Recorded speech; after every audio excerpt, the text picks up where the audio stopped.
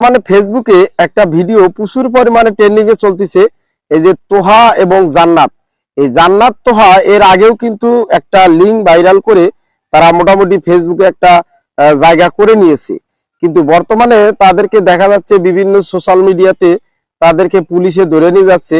তারা নাকি কোন একটা অনলাইন জুয়া স্পন্সর করেছিল, এই জন্য তাদেরকে বর্তমানে জেল হেফাজতে নিয়ে যাওয়া হচ্ছে। তো দেখেন, যারা বউ ব্যবসা করে এই প্ল্যাটফর্মে সুন্দর একটা জায়গা করে নিয়েছে, অনেক সময় অনেক টাকা পয়সাও কিন্তু তারা উপার্জন করেছে, কিন্তু তাদের পরিণতিটা, শেষ পরিণতিটা কি হবে এই ভিডিওটা থেকে অবশ্যই আপনাদেরকে বোঝা উচিত।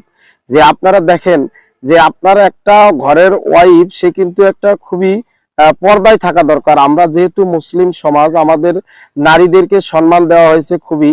হ্যাঁ, অনেকেই বলে আবার যে নারীরা চাকরি করে এতে কোনো ক্ষতি হয় না, আমরা ভিডিও বানাই আমাদের ক্ষতি হয়। আরে ভাই, চাকরি করা আর এই তোরা ভিডিও বানাই, এটার মধ্যে কি কোনো পার্থক্য আছে? না, অবশ্যই অনেক পার্থক্য আছে।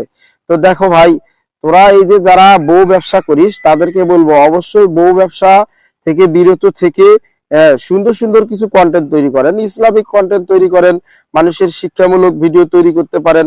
আপনারা এই যে এখন বউ ব্যবসার মাধ্যমে যে টাকা পয়সা ইনকাম করে, এই যে শেষ পরিণতি আপনাকে এখন জেল খাটতে হচ্ছে জান্নাত তোহাকে।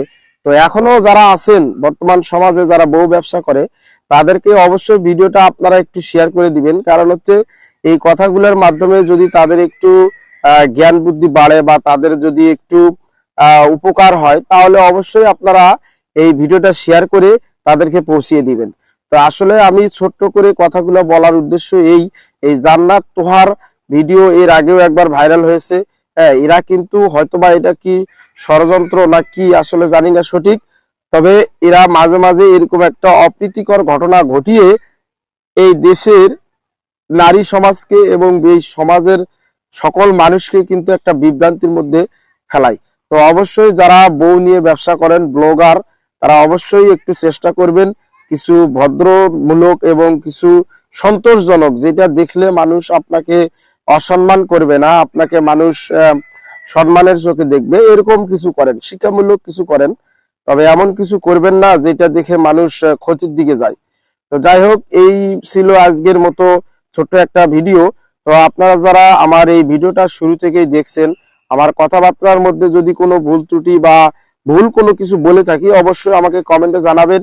এবং কথাগুলো যারা পুরোটা শুনেছেন, তাদেরকে আমার পক্ষ থেকে অসংখ্য ধন্যবাদ।